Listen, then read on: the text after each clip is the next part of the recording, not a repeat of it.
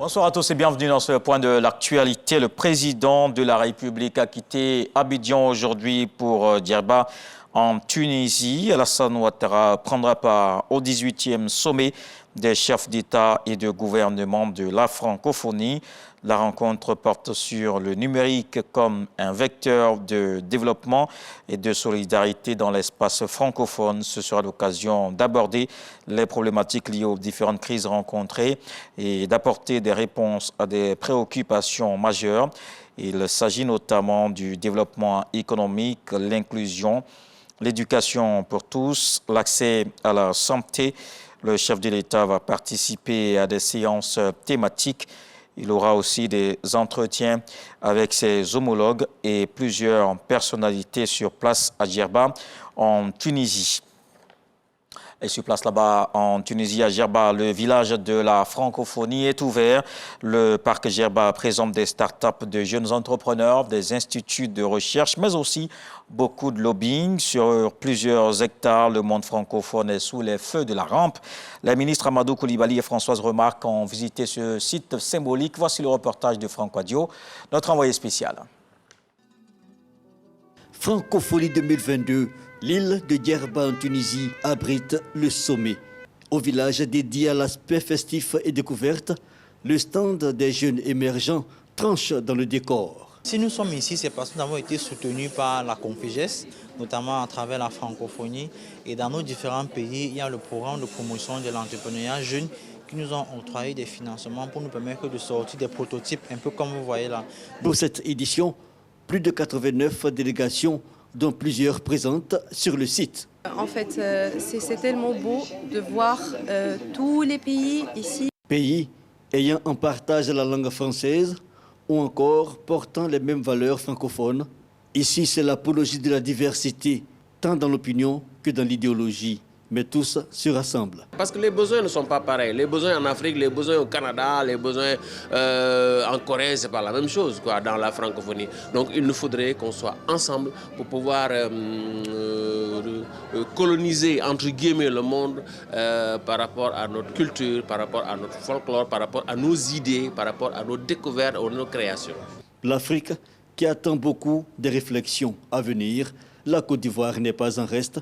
Les ministres Amadou Koulibaly et Françoise Remarque de la communication et de la culture, un acteur privilégié de ce melting pot, en tirent des enseignements particuliers après avoir sillonné plusieurs stands. On a pu noter qu'au niveau de l'artisanat, un très grand effort, donc l'adjonction du digital. Au niveau de la culture, on a pu faire des visites virtuelles de musées, le musée Bourguiba, des sites archéologiques dans lesquels on peut se déplacer de façon interactive comme si on y était. Voilà un peu tout ce qui montre, tout ce que offre la réalité augmentée aujourd'hui et qui est le monde de demain. L'espace francophone doit être un espace dans lequel nos jeunes, les femmes, puissent avoir des opportunités. Et la dimension économique aussi est une dimension qui va être maintenant renforcée à travers un plan stratégique qui a été aussi reconnu par les chefs de l'État. Mais on ne va pas dévoiler ce qui va se passer puisque ce sont les chefs de l'État qui décideront et qui pourront se prononcer sur cet avenir de la francophonie. Des enjeux à venir lors de la rencontre des chefs d'État, axe majeur du 18e sommet de la francophonie, prévu se tenir ce 20 novembre. Et sur place ici en Côte d'Ivoire, le ministre de l'Intérieur et de la Sécurité était ce vendredi au Sénat à Yamoussoukro. Il était devant les sénateurs membres de la Commission des affaires générales institutionnelles et des collectivités territoriales.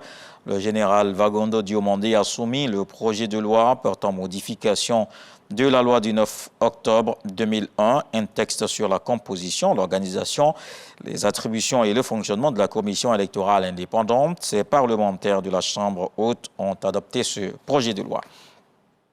Dans le reste de l'actualité, les explosions qui ont touché en septembre les gazoducs Nord Stream 1 et 2 en mer Baltique relèvent du sabotage. C'est ce qu'a annoncé le procureur en charge de l'enquête préliminaire menée en Suède.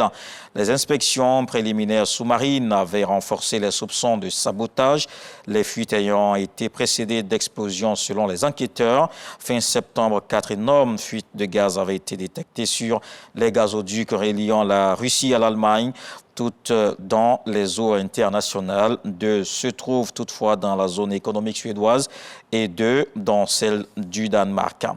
Coupe du monde Qatar 2022, la FIFA officialise l'interdiction de vente d'alcool aux abords des stades. Ce revirement de situation jette une ombre sur les précédents engagements de l'Émirat musulman conservateur pour accueillir cette compétition. Les organisateurs ont longtemps maintenu le flou sur la question.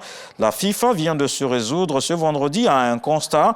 Elle ne peut pas imposer comme elle l'entend à un pays hôte l'intégralité des à côté de la compétition qu'elle organise. La suite, c'est avec les infos régionales. On se retrouve à 20h pour la grande édition.